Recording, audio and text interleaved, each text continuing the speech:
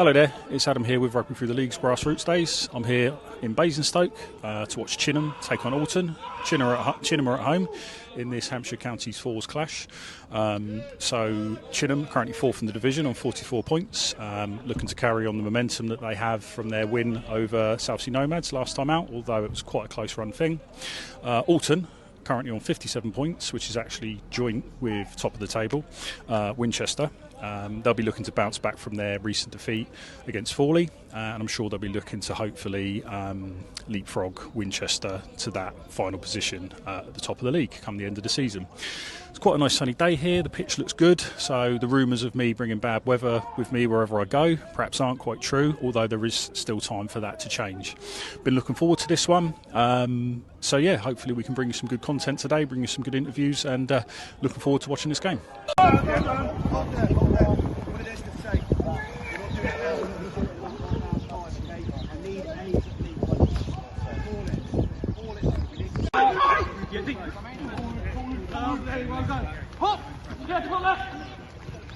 Okay, there's only 3 of them. Stop there. Put the ball down. You can all. Hello there, it's Adam here with Mike Maron, the team manager and kit designer. So would you be able to tell us a little bit about what that involves, please, Mike? So basically, obviously we've got like a coaching setup. So you've got the coaches, you've got the captain, team manager, and I will literally just get involved. I don't help with like the team selection stuff. That's down to the coaches and stuff. But I'll get involved. I'm sort of here. So if any players have any discrepancies, or if they decide that I don't know, it could even be like a mental health thing, or anything like that. Anything they want to talk to someone or anybody, I'll be the middleman. So if I don't know, they disagree with some of the coaching styles, if they think something like that, and they'll come to me. Because I'll then relay it to the coaches, so that it can almost be anonymous or stuff like that. So I am a point of contact for any player who wants to chat about anything. I'm mental health trained, so I can talk to them about that sort of stuff. I'm an ex-safeguarding officer for the kids section, so we've got currently at the moment, he's actually out at the moment, we've got an under 17 who's been agreed to play up, so I've been liaising with him, and he's been agreed at higher levels for him to play with the adults, so I'll be liaising with him. Kit designer, I set up our deal with Akuma, who is currently our 3-year sponsor. We've got about 1.5 years left, I think. I have all the ideas, I send them to him, he mocks up the designs, they send them back to me, I'll then put it through the committee and the powers that be as such, and then we will come to a decision. Brilliant. That's what we like. I'm an ex grade A art student, I've got a drone, I've got the cameras and all that, so over the last couple of weeks I've been going up to the training, because we hold training up at the local school on the 3G pitches. And I've been taking my drone up and trying to get some footage, trying to get us out there on social media and stuff like that. So that's Brilliant. Kind of my thing. Quite a good involvement there. So, I'll start by saying the boys look very stylish in their kits. I love the diamonds on the back. There's a bit of an old school touch. Was that one of your? That was, yeah. Brilliant. So basically, it was agreed through committee. So this is our 25th anniversary kit. So this was made last season when we hit 25 years. So we wanted to go old school. I think their first ever kits were all in black, like the old school, like cotton tradery thing. Yeah. With the diamond on the back. Yeah. So obviously we had that sublimated in. We've got all the sponsors on there. We've got a nice little 25th anniversary on the front. We've got a gold version as well, which is our away kit. Which I actually thought we'd probably end up wearing today, because Alton normally play in black. Right, so I thought we'd end up wearing the gold, but I'm glad we're wearing the black, because it is the better of the two. Yeah, I brilliant. think. We'll make sure we get some pictures of it to post on the socials. As I say, that was the first thing I noticed, was the diamonds on the back, and it reminds me of some of the old school games. Like watching my dad play, isn't it? Yeah. So brilliant touch there. I want to just jump back to what you said about the mental health side of things. Obviously, I think that's a wonderful resource that you offer at the club, and I think it speaks to, from what I've seen so far, is quite a good community feel. Yeah. So you do get lads who take you up on that and come to you, and We do. It's rare. We haven't really had too much of that, which has been quite lucky. But we are also, you can see over there, we've got the community kit bag. Thing that's a mental health charity of its own. And the guy that runs that comes and plays for our twos. Sometimes he's stationed up here, so we liaise with him. In fact, it was actually through the Mindset Sport and the community kit bag that I did their in-house sort of mental health training. Okay. We've been, I don't want to say lucky. It's not lucky, I suppose, but we haven't had too much issue with that. Yeah. But I'm someone myself who has suffered, at times. It's so much more common than you would think. So using my own experiences, I think that helps. I think that's a really good thing, Mike, because there's the age-old cliche: rugby players, big tough blokes, stiff upper lip, especially in this country, not so inclined to talk about stuff like this, often suffer in silence. So I think that's a really good avenue that you're offering to your players. Yeah, I mean, I think you look at somebody like Joe Marler. Yeah, high-profile case.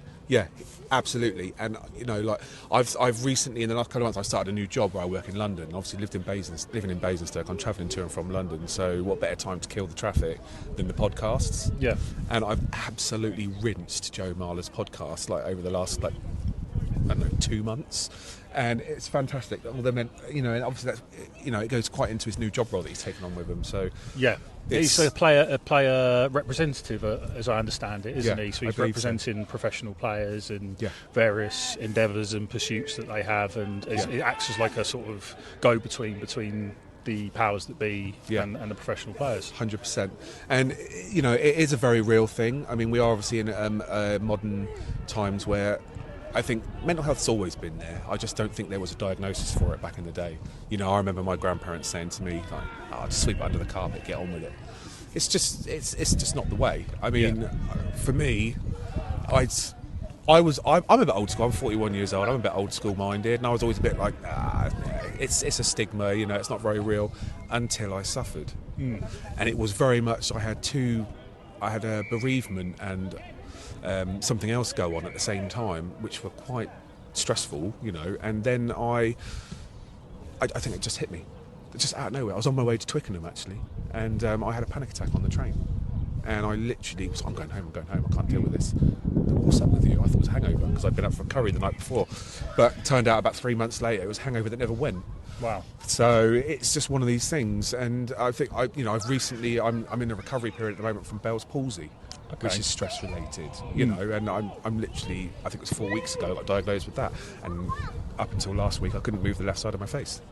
Wow. So it's all so real, you think, and it's very much one of these, it kind of kicks you and tells you, you're not invincible, you are human, and it's just like everybody else. It's just people don't talk about it. That's the thing, and that's a man thing as well. 100%. Men do not talk about it, and they should.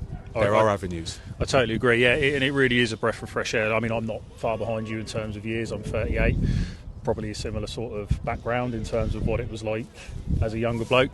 But it really is a breath of fresh air to see it coming more to the forefront. People like yourself talking about it, sharing your stories with us, which I appreciate, and hopefully it'll embolden others who perhaps watch the podcast or in the rugby world and think, actually I'm not alone in this. No. It's not just a hangover. It's not just I've had a bad few weeks. There is something here, and perhaps I need to speak to someone, even if it's someone at your local rugby club, even if it's a medical healthcare professional. It might be your mum or your dad, but it encourages people to actually talk to someone about it rather than suffer in silence. Yeah, and I mean, Chinnam, we're big on that. We're a small club, and we're always looking to grow, obviously. But we're family. We're so family focused. The clubhouse is a great place to be, socialising.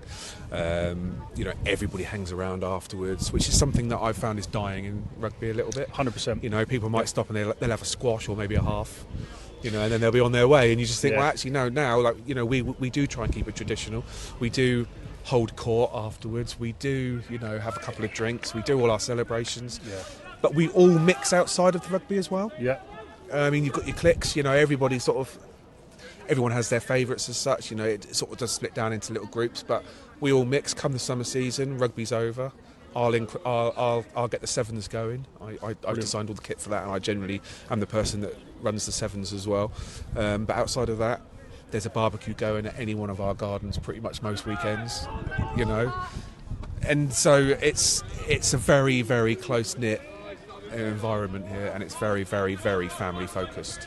Brilliant. Well, you've led me beautifully on to what was going to be one of my next questions around recruitment. I don't know how much involvement you have that as a team manager, but if someone in the local area around Basingstoke, perhaps even a little bit further afield, was looking to get back into the game or even start the game, Are there avenues for that here? And if so, how would they go about it? There's every single avenue here for that at child level and adult level. So we're all over social media. We've got our pages. We train every Tuesday and Thursday up at the Everest School at the moment in Basingstoke, which is 3G pitch. I mean, there's not a lot of contact going on, obviously, but as you can see, our pitch does suffer the weather at times. But it keeps us all training.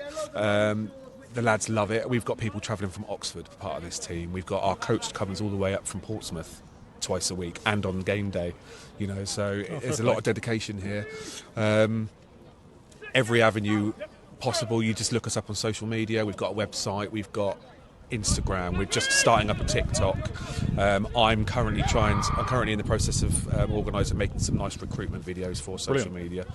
Hence the need for a videographer today, which unfortunately hasn't panned out. But he is coming up to our local Derby home game, which will be quite a meaty game. Yeah. On the 12th of April, I think it is. So as I was driving down here, I was kind of wondering to myself if this would be a local derby, because Alton isn't too far. So who are your local? So our local derbies would be Basingstoke itself, but they're not in any of our leagues. Right. So we don't play them. But Hook are in our league. We play against them. And that's always quite fruity. Yep. But again, you know, anything that is always stays between them lines. The minute you step off them, we're all having a beer together and a laugh. You know, and it's great. But Alton, I suppose it is a derby. But we've always had a really good friendship with Alton. Like, we've shared mini sections over the years. They maintain their pitches really, really well. Right. And there's quite often an offer there for us. If our pitch is playing up, we can go over there. We can take our fixtures to them because they've got quite a few pitches. We can take it to them, and we have utilised that before. And they're a very friendly setup, and it's quite a good little relationship. So it's one of the beautiful parts of the game, isn't it? Teams are willing to help out other teams. Exactly. I mean, at the end of the day, we all want the rugby. Yeah. Rugby wins, you know, and we want to grow the sport, everything around the sport. So, you know, all the friendships, they do help. Brilliant. Well, look, I won't take up any more of your time, Mike. I'm sure you're dying to get back to watching the game. Really appreciate your time, pal. It's Adam here with Rugby Through the League's Grassroots Days. I'm here with Dave, who is head of the Minis. So just wanted to have a chat to Dave, find out a little bit about what goes on at that level. So what age ranges do you cover then when we say Minis? So the Minis we cover from under 5, so 5-year-olds, right through to under 11, so sort of 10, 11-year-olds and everything in between. At the moment, we have got some children above that age group, but then they go into what we call like middies and sort of the youth. But we've not really got enough at that level yet. We're trying to recruit more to sort of have meaningful teams to just do some training together. But it's more the minis, the sort of under 6s right through to under 11s at the moment. Brilliant. So, what sort of numbers are you looking at for the minis, Dave? So the minis is starting to grow. We're only a small club, and we are trying to grow. So at the moment, in the younger age group, on a Sunday, we've got about 30 children regular here on a Sunday morning at that sort of under 6 to under sort of 11 age group, and then we've probably got 10 to 12 older ones, but it's a bit of a mix on the older ones. So yeah, there's about 30 to 40 here on a Sunday. We've got one of our minis joining us now, I think we have. Yeah, one hello. Of those. That's all right. One of the ones a coach on a Sunday. Oh, brilliant. That's all right. It's all right. So we're just talking about the mini, so it's a good opportunity for you to walk past the camera. So, obviously you mentioned it's quite a small club. How are you going about getting those numbers in? Is it word of mouth? Is it other parents, or are you doing a bit of advertising? Well, it's a good question. So we've sort of the last sort of 18 months focusing a lot more on where are children, and the children are in schools. So we've got a schools programme. This season we've gone into 3 or 4 of the local schools. One that's just over there called Fairfield. I was in there actually yesterday on my day off, doing a day's coaching in there. So it's like taking the flies in there, but doing coaching there, introducing them to them. So we've probably got about 15 this year from our schools programme. So we've built the numbers up this year. But we do other schools in the area as well, so Chalk Ridge, and we've done St John's as well. So the ones that are nearer to the club, but we've got a skills programme. The other thing with the skills as well is I've started doing a after schools club at Fairfield as well. So on a Thursday, when they finish school at 3 o'clock, I go in for an hour. My company's quite flexible with me, so that they allow me to sort of take that time off and then log back on afterwards and do some more work. But it's giving them an after school club as well. So focusing a lot on going into the skills, and I actually just asked all the skills that I've just mentioned if we can go in and do summer fetes as well when they have the summer fetes, because you've got the parents there as well, because the kids sometimes say, oh, I love that, I want to do it, and then he just gets the flyer gets stuck in their bag and the parent never sees it. So speaking to the parents normally a good thing as well. So I want to go into the summer fetes on a Saturday when they do them in a couple of months' time, and just try and build that up. So it's worked. We're increasing. So that's been the main thing that we've sort of focused on this year, is getting the skills. Excellent. You mentioned a bit about the coaching you do. What does that look like for kids of that age? Well, it was a wide band that I gave you there as well. So the very youngest age group, obviously they don't do contact until they're under nines. So it's more like the basic skill sets, passing, and but it's everything with the ball in hand. Basically, you got the ball in the hand with the kids, and they're enjoying it and they're having fun. Then that's what it's about. So it's about them having a bit of fun, ball in the hand, and so we've just little games like rugby stuck in the mud and things like that, so they're enjoying it and running around. We sometimes set up a little obstacle course for them to go over. They seem to like that, so they ask to do that most weeks. Bit of rugby bulldogs, as the old days would go, with the younger ones as well. And then when they get to when they're under 8, then it's more tag rugby and getting them ready for entering festivals and things like that, and matches against others, but it's still the non-contact side of it. There's lots of games you do, even with the younger ones, getting a tag belt on them and putting about 20 tags on them and saying, like, see how many you can get off in the next 30 seconds and that kind of thing. So it's just them having a bit of fun at that younger age group. And then when we get to under 9s, it's then really focusing on making sure everything's safe, that they know what they're doing on the tackle, from starting on the knees and all the stuff that, because it's building them up for the rest of their sort of hopefully rugby career, and giving them the techniques and the technical ability to do it safely and properly. So giving them sort of the tackle, sort of a contact element of it. But I always played it back, so I still think it's an evasion sport. You're teaching them how to tackle and how to do that, but I still wouldn't encourage them to run at the nearest man. But you obviously there is contact, so you've got to teach them that. So yeah, absolutely. So that leads me on to one of the questions I wanted to know.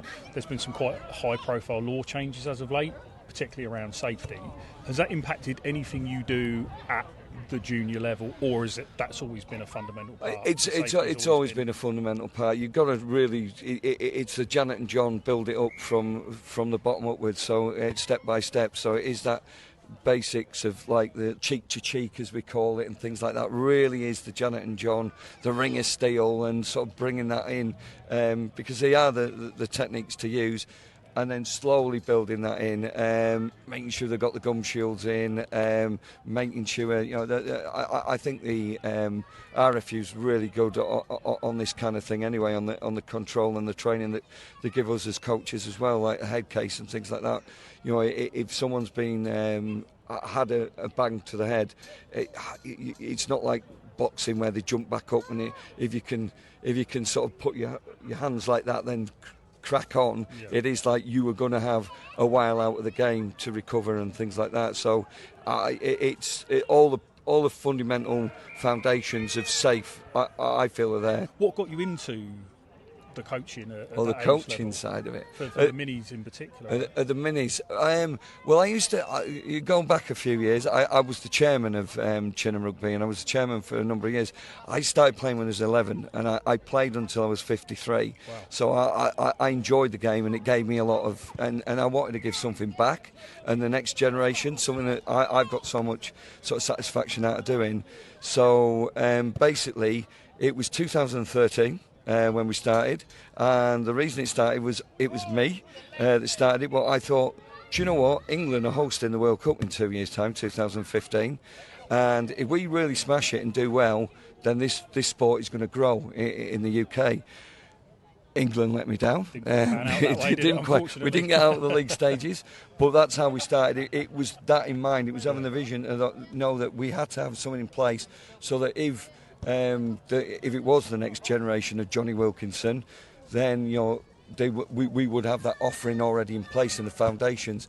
Little story on the very first session, I went out with flyers, I went into school with flyers, I went into the town centre handing things out, I got the coaches, we all went on the qualifications before the season started, and on that very first Sunday when we came up here, we had 6 coaches and we had 4 kids. So from an acorn, they always say, and I keep saying that grows an oak tree. So we had 4 kids, 6 coaches the very first week. But that's a brilliant thing you've done, and obviously you've had a vision there and a passion for growing the game long term. If there was anything more the governing bodies could be doing to grow the game at this level, obviously you're doing your part in your part of the world.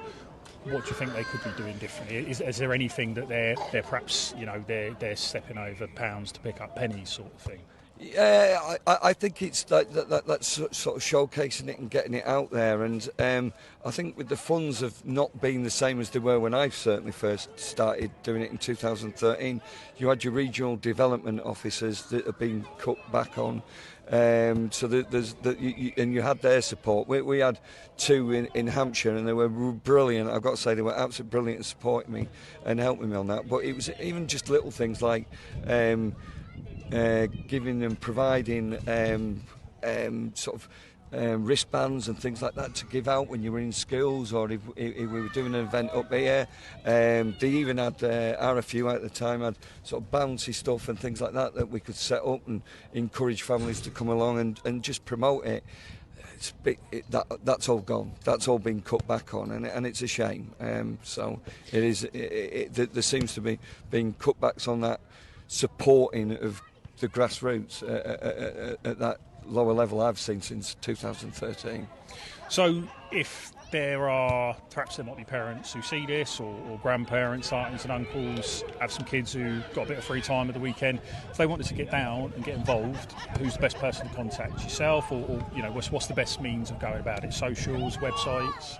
We've got the website and the details are on there. The details normally lead you to me, so most parents I'll actually then message or call myself, and I'll give them the details on where we train, etc. But we train on and what I say to them is we train 10 o'clock every Sunday till about 11:15, and just come along. We've got plenty of room, and we're always on the lookout for more children to join in. So 10 o'clock on a Sunday, come and join in. You'll be made welcome straight away. It looks like you've got a good clubhouse there. Parents can get their teas, coffees, bacon Hot sarnies, dogs, I would imagine. Yeah, hot dogs on match days and that as well. To come down. Yeah. No, look, I really appreciate your time, and just keep up the great work you're doing. Cheers, thank you. Nice one. I'm here with one of the Chinnam minis, and his name is Charlie.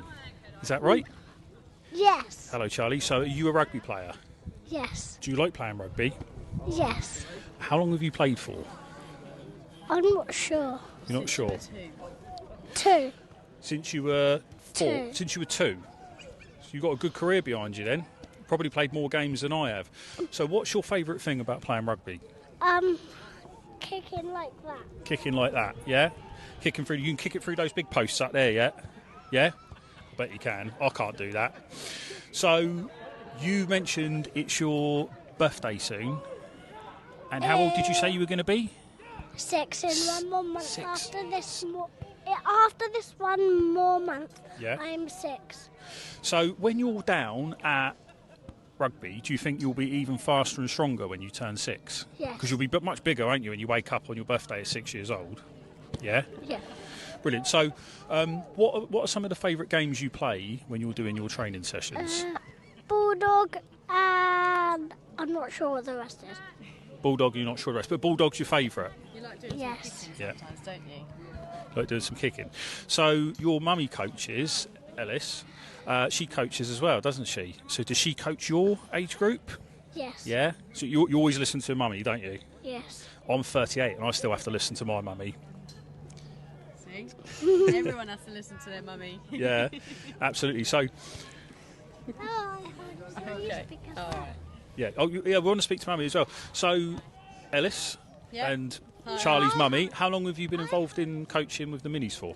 I've been involved coaching since probably about September, so not very long at all. Okay. But obviously I've been going along with him since he was about 2 years old, and we just love watching it as well when it's on. So yeah, it's a good sport to get into. So, were you involved in the game before that, or did your involvement start when you started taking Charlie down? It was mainly when I started bringing Charlie. Yeah, I just saw how excited the kids used to get, and it was just really, really inviting I wanted to be a part of it, you know, part of the community. Brilliant. So yeah, obviously he loves coming down. What's one of your favourite things about coaching the kids at this level? At this age, I think they're just so willing to try anything. Yeah. You know, they get their hands dirty, they don't care, they want to muck in, and seeing the reward at the end of it when they're, you know, the man of the match or whatever, it really does just bring joy. You know, just the excitement and seeing their little faces light up when they've done a big kick and things like that, you know. Elliot said he does want to be on the team. Okay. So obviously they've also got. I've only got 2. Yeah, we'll have to speak to our boss, Carl, boss of the podcast, see if we can get 3 microphones. So Alec can speak as well. Alec is Alex allowed? Is mum? Alex. Oh, Elliot. Sorry, Elliot. So your mum and dad said it's okay, did they? Your daddy said it's okay. All right. So Elliot, how long have you been playing rugby for? 1.5 years. 1.5 years. And how old are you then? 5. So I was speaking to Charlie, and he said his favourite thing about playing when you're doing your rugby is playing bulldog. What's your favourite thing to do? When we're tagging. When you're tag's your favourite part. So it sounds like you play a lot of different games then. Yeah. We do the tag rugby, don't we, when we're doing ball? Yeah, we do. So is it a lot of fun to be able to go out and get as muddy as you want without your mummy and daddy telling you you're not allowed to get muddy? Yeah. Yeah. Do you sometimes, when they're not looking, try and roll around in the mud to just get to get nice and extra? I do it all the time and I'm not even started. Do you? That's what I do. I always make it look like I've actually done something then by rolling around in the mud, even though I haven't. So, Elliot, we heard from Charlie, it's his birthday next month. When's your birthday? 25th of May. Right, okay, that's a very good month to be born in. My son's born in May as well. So, thank you very much for chatting to us, boys. Is there anything else you'd like to say to the people listening to the podcast before we wrap it up? No? Yay! Yay! Well, I think that sums it up nicely. I think that's how I'm going to finish all my future interviews. Go on, Chinnam! Go on, Chinham. Go on! Coach Will! Brilliant. Well, I appreciate your time and talking to us. And and it was really good chatting to your lad Charlie. Thank you very much. And I hope he has a much. very good birthday. Thank you very much. Here with Sean, the backs coach. Hello. Commiserations on the result today. It's one of them tough ones in the office, isn't it? We lost it in the first half, but brought it back in the second half, and we just try and go again. Yeah. So obviously we're coming off the back of a win last time out. How do you regather that momentum that you had before the game? Is there any takeaways you've got from this that you'll be working on? I'll go with our positives on our backs were brilliant today. They go forward again, going next week. We're doing more pod work with the forwards this week, and we just gain our aggression back, because that's where we lost it in our aggression. We know we're an aggressive team. They absolutely done us last time. But yeah, I'm happy with the result. Second half, they only scored 1 try. So, all the boys are positive. They still got a positive outlook on it. And yeah, we'll go with that. Brilliant. So, any kind of standout performances for you today from any of the boys who really fronted up? For me, Ben Mansfield manned up in the second half, and he bossed the pack around. Got the scrums going forward again. Jack Soper absolutely led the backs amazingly. Dan, that was his first game for us at 9. He got the ball out as quick as he could, and he's adapted to our plays. But I think, most of the boys did their job, but they could have done better with aggression. Yeah. So, I've got Adam Lincoln as well, absolutely stomping the runs. The kicks were brilliant. So is it 2 more games left this season, or is it 3? We've got 3 left this year, I think. We've got Alsford away next week. Again, nearly a local rivalry. We've played against them, always a good game. Then we've got Bognor potentially, as long as they can field a team, which we hope they can. And then we've got Gosport and Fareham away. Last game of the season. We got a bus for that, so it should be a good day. And nice, so that'll be a bit of a celebration. Definitely a bit of a celebration. So, obviously, at the end of this season, what would look like a win for you with these last 3 games? Where are you hoping to? So we always hope to finish in the top 3 at the beginning of the season. Then we said, look, in the top 5, we'd be happy, because again, it is a transition period. We have lost players, but we've also gained players now, and hopefully we can retain Chinnam as a family. We do retain very well. So that's our goal. Brilliant. Well, really appreciate you taking the time to speak cool, to mate. us It's lovely today. to meet Thank you, again. Commiserations for the game. That's but yeah, cool. good luck with your next 3 matches. Appreciate it. Hello there. I'm here with Steve Jenkins, who is the club chairman for Alton. Yep, that's right. Congratulations on the win today. Yeah, we made hard work of it. I think we could have been a little bit cleverer in the second half and used our boot to get it into the corners and then play rugby in their half. But to be fair, they were tenacious. They kept coming at us, but we kept them out, which was nice as well. So we conceded the first try, and there afterwards we stayed pretty much on our defensive game. So yeah. Any standout performances for you today from any of the lads? There were 1 or 2. Aiden, our captain and number 8, he had a cracking first half, scored 2 tries, and then came off with a bit of a knock. But he'll live to fight another day. And Ben Norman was all over the place. Our back row 7. He's I don't know what. He's like the whatever, do-yourself bunny, isn't it? Yeah. Never stops.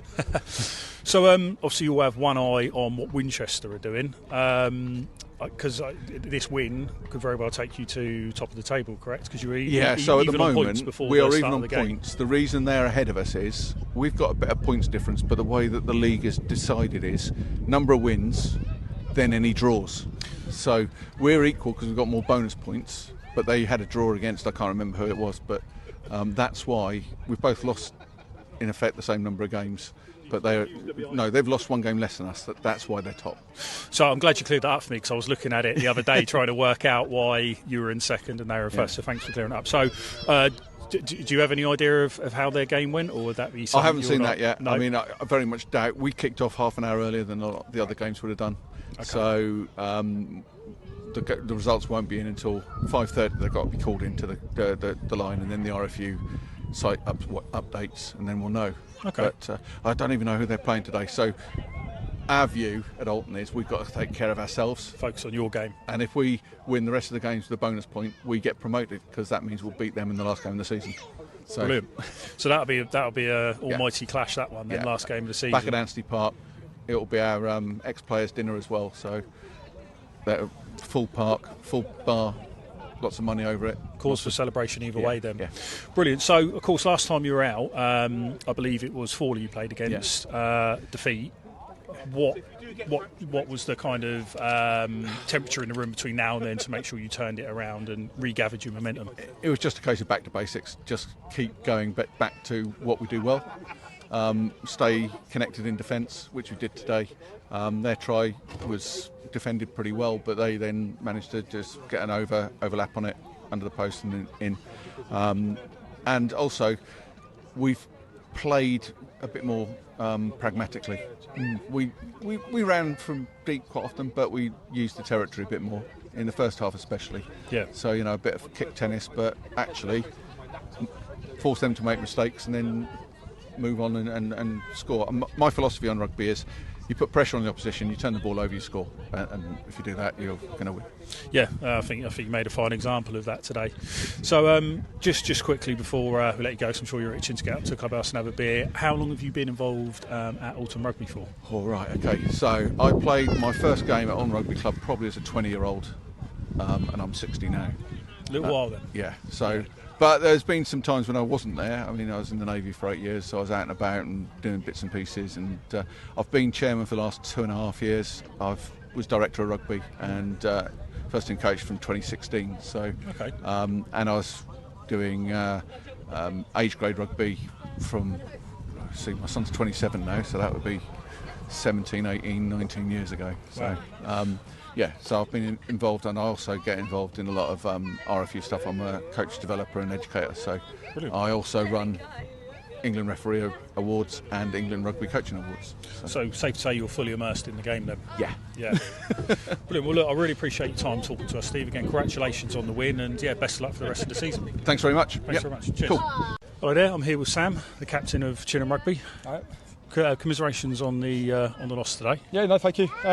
Tough game, close game. I thought if we played like we did in the second half, it'd been a lot tighter, maybe got the win, but yeah, unfortunately. Well, there was a point where it felt like you were the tides were starting to turn and you were getting back into it. Yeah. Yeah. So, like I said, second half, I think we showed up. Scrums were dominating scrums. Line-outs were doing really well at. Backs, first half, second half, kind of kept us in it, to be fair. So yeah, but unfortunately, yeah, Alton brought a big team, fit team, and worked in their favour. So yeah, well, no, say well done. You certainly hung in there. You certainly didn't look out of place, and you know it wasn't a pumping by any means, was it?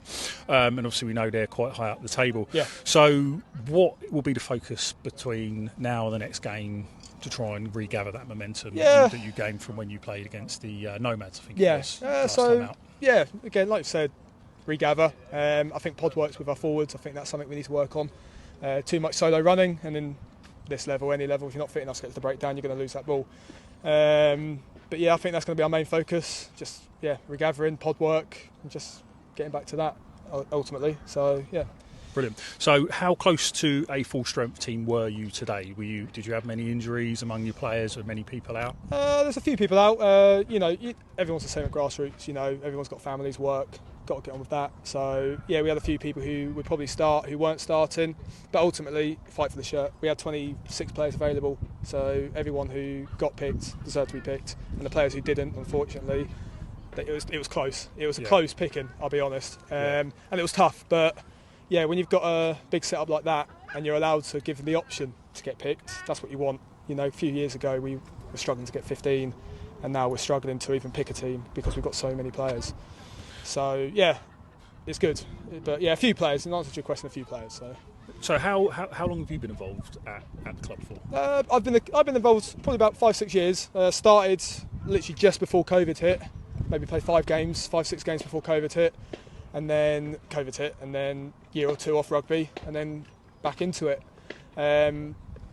But yeah, 5-6 years. COVID made a big difference for everyone. I think all teams have made a big difference. A lot of players, as you'll probably know, thought, spend more time with the family, don't want to get involved anymore, which is understandable. But 5-6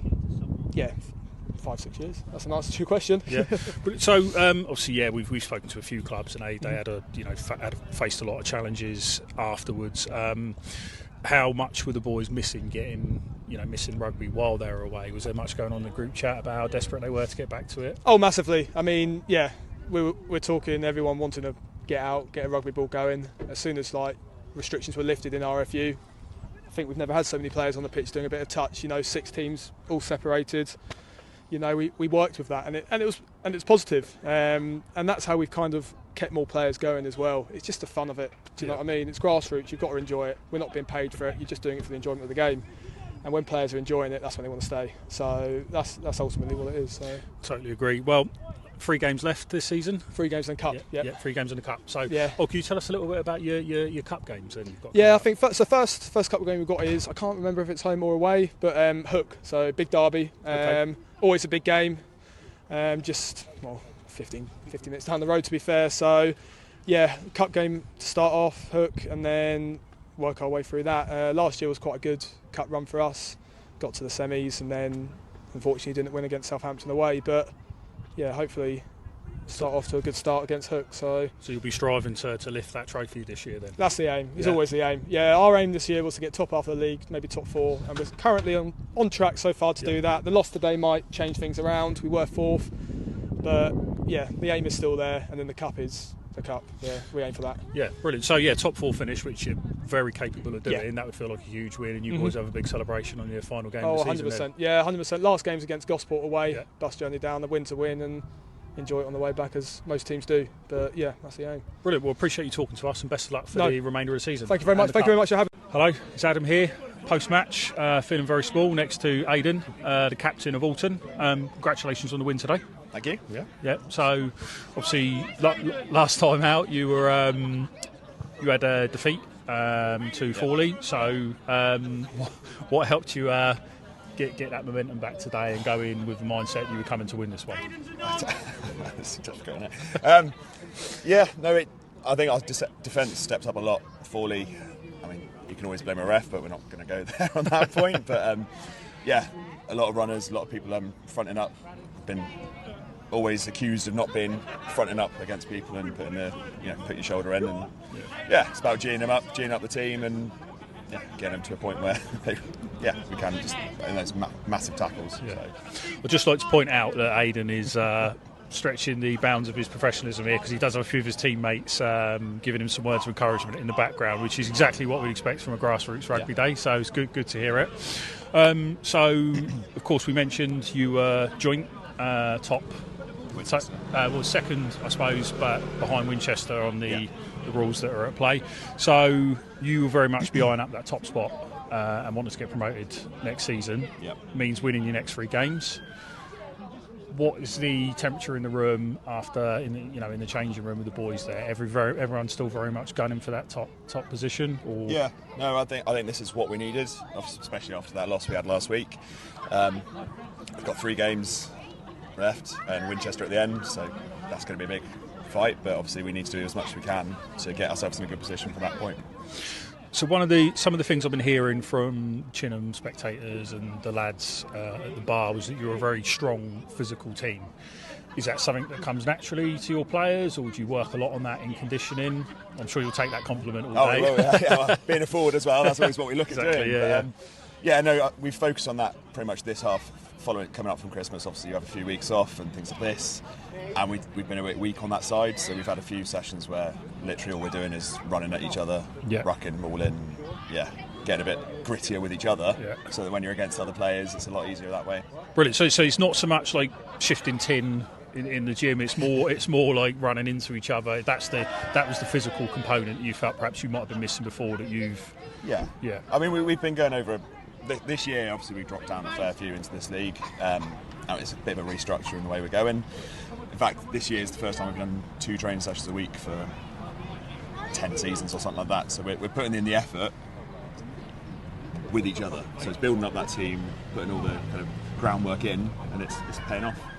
So, as I understand it, your last game of the season, it's also happens to be your players' dinner as well, doesn't it? Is that right, or have I misheard that? I don't think so. No, it's not. I might have misheard that. Someone might have given me false information there. But no worries. Well, either way, it's going to be a fairly heavy one for you boys. Have you booked the following Monday off for work? No, I haven't yet. I think it's going to be... I don't know. I'm just focused on the rugby on that side a bit at the moment. I think we've got a tour to Malta a bit later on in the season, so I think that's where a lot of the excitement on that side of things is coming. We're excited for how things are going, and whatever happens, we've built a great group of lads here this season. There's a lot of them. I mean, 2 guys from the Colts that have come up today that came up this season. 3 or 4 guys who've only started playing rugby this season, and we're still putting out performances like that. So we're building, and we're hoping to get better, and obviously then move into a 2s team and stuff like that as well. So how long have you been involved with Alton Rugby for? I think this is my 4th season here. 2nd season as captain. Brilliant. So how are you in terms of recruitment? Are you looking for more players to join the fold, be it in the first team even? We're always looking for more players, to be honest. I mean, this kind of level as well, it fluctuates a lot with people's availability and injuries and things like this. But we're pushing to try and get as many 2s games as we can as well to get people involved. Sometimes that means a few people drop down, try them in different positions and things like this. But we're building and excited for where these things are going, really. Brilliant. Well, look, obviously won't take too much more of your time. I'm sure your mates are desperate to get back to you. But no, congratulations on the win, good performance, and good luck for the rest of the season. Perfect. Cheers. Thank you very much. Thank you, mate. Really appreciate that. Right. Hello there. I'm here with Cara, who is the RSL. My 3rd time attempting We'll get there eventually. I've got the letters right. It's good, and in the right order. So obviously you're you're also the first aider as well. I am, yeah. So how long have you been involved at the club for? I joined here in 2013. I took a bit of a sabbatical to go off and have a child. And then I returned 2023, yeah. So you couldn't keep away? No, I got a little bit addicted. So it's a good club to be part of. It's family. Yeah. This club to me is family. I walked in after 3 years and they just picked me back up and like I'd never been away. Yeah. Well, I mean, even when I was queuing up at the bar, someone had already put a drink behind for you, hadn't they? Absolutely, yeah. Brilliant. So you mentioned your background, gymnastics, but you're also a sports massage. Sports massage therapist. Yeah. So what are some of the things you have to do on a match day to prepare for a game?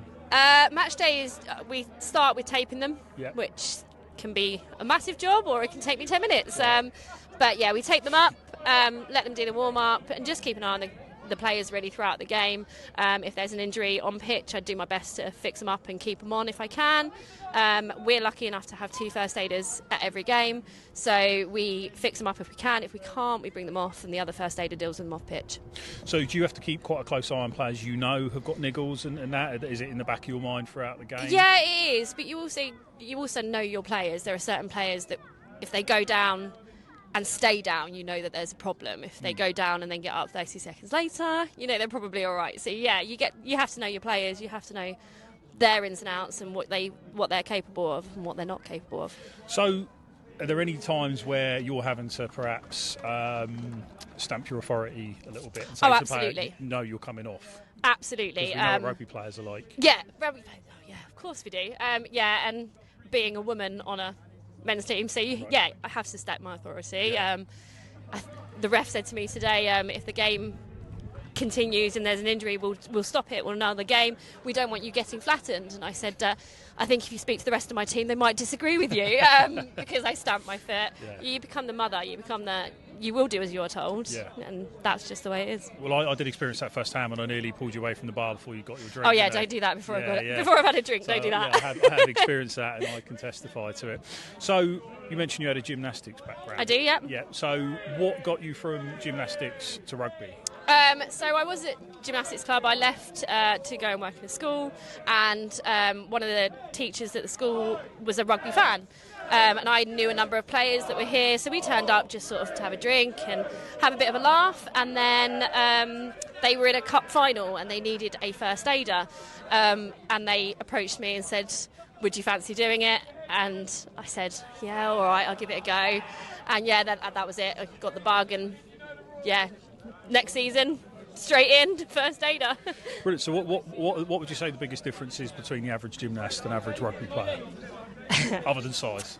Other than size? Well, you say that, but actually our hooker today, he's one of my ex-gymnasts. I used to actually train him as a gymnast. Do you know, Mike on the sideline mentioned to me, because I said he's a big lad and he's got calves like a set of basketballs. Yeah. And he said he's a gymnast. And I said, he is, if you could got me to guess any other sport that man did, it would not have been that. Yeah, his telltale sign or his niche was to do the rings, the crucifix. Okay.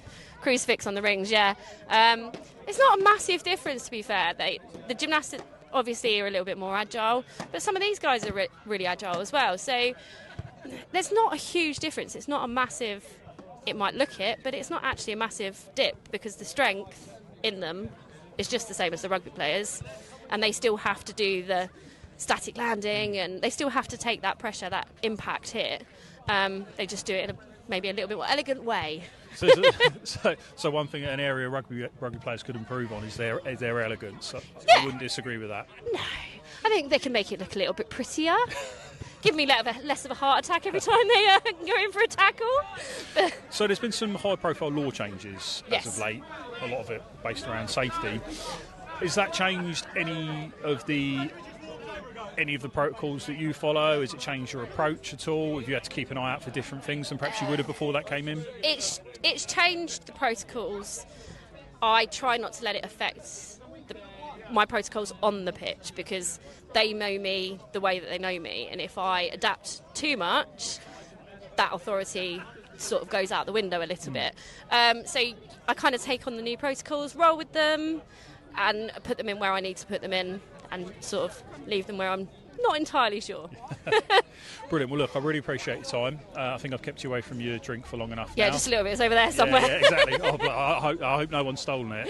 They'll buy me another one. It'll be all right. Brilliant. Well, no, look, I really appreciate your time, Cara, and well done for all the good work that you do, keeping the players safe. Thank you very much. Someone's got to do it. Someone's got to protect them. Someone's got to be that person, haven't they? Brilliant. Thank you very much. Thank you very much. I'm here with the club president and the club chairman. Thanks for chatting to me, gents. Good afternoon. Commiserations on the result today.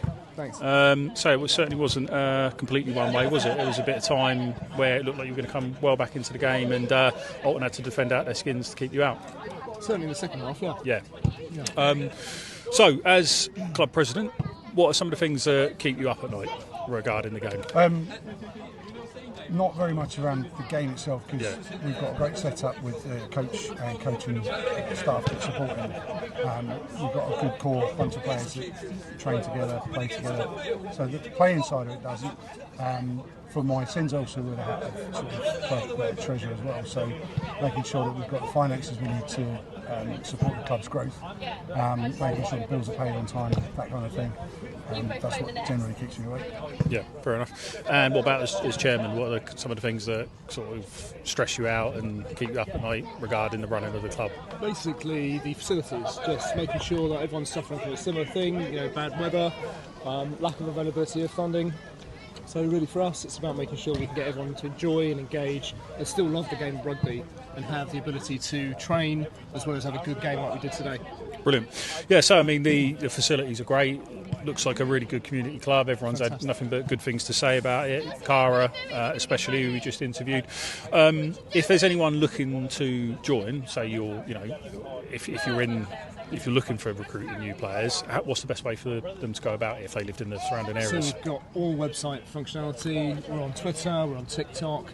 We're on all of the social medias. Anything from 5 years old all the way through to ancient and decrepit. Let's say veterans. All welcome here. And the fact that we're expanding as well, we've got our second team up and running again. Who knows, we're talking about vets with Wooden Spoons Associated. It's a real family club. I mean, to be honest, you can't quite see it on camera here, but look at all the children here playing, passing the balls about, all wearing the club colours. Get in touch and we'll embrace you with open arms. I had the pleasure of chatting to the head coach of the Minis earlier, and I managed to chat to a few of the little lads, and that was brilliant. So, and yeah, again, the parents have nothing but good things to say about coming down and the kids having fun. So obviously, anyone with kids in the local area would definitely recommend this club. So I've chatted to a few of the lads, and they said the goal at the start of the season was top 4, top 5. Yep. Sounds like you're very much, despite the loss today, very much on for that still. Yes. 3 games to go. How confident are you? I think we should finish top 3. Yeah? I would like to stick with top 3. We've had a few setbacks, like everyone at this time of the year and this time of the season. Injuries, the major injuries will start to come and go. The niggly injuries now. I think we can do it, with a bit of weather blowing our side of assisted. Yeah. Well, no. Say you played some good stuff today. Like say, Alton had to defend out their skins at times to keep you out. Certainly didn't in the they? second half. So just quickly, gents, if you wouldn't mind saying how long you've been involved at the club for? Since it started. Since it started. Founding member right here. Really? Wow, fair play. Okay. Probably since about 2010. 2010. No, that's not even true. Probably about 2008. And maybe even earlier, going back and forth. Even when people go away and move to different countries, they come back. So nearly 20 years for me, and ever since inception. Since 97. So 97. Wow. So we're going on 30 years now. That's where we're coming up to. Yeah. So big celebrations for that 30-year anniversary. I hope so. Yeah, we did pretty well with the 25th not so long ago. Yeah. So we learnings from that. We had a great day. Our ethos is family driven. So bouncy castle, food, entertainment, face painting. So I suspect we'll look to do something bigger and better for the 30th.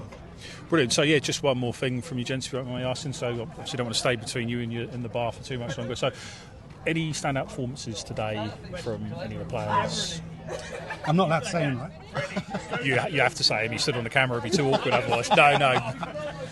Yeah, I mean, for me, I turn up at half time, been stuck at the M25 for 3 hours. I think that their 6 played fantastically well. I really enjoyed watching Alton, both on defence and attack. Ours, I have to say, certainly Seb, playing 12 today. Yep. Really enjoyed that. Shut people out. great ball handling in the back line. So, yeah. The Bristol boy. Yeah. Yeah, brilliant. A man after my own heart then. Spent a good few years down there. You're talking about Jack, sorry. Jack. Oh, yeah, sorry. Sorry, Jack was fantastic Oh, on 10. He was very, very good. That'd be Sorry, my shout. Sorry, I thought they were saying he had the 12 Yeah, shirt. no. Misinformation But for there me, on my playing part, a location, sorry. no, not at all. Yeah. No, both Jack and Seb had a fantastic game. Very strong in Yeah. the centres. Really good. Brilliant. Well, look, gents, I really appreciate your time. Best of luck for the rest of Thanks for the rest of the coming season. No, much appreciated. Wish you all Thank the best in the future. Thank you. Cheers, Thanks so gents. much.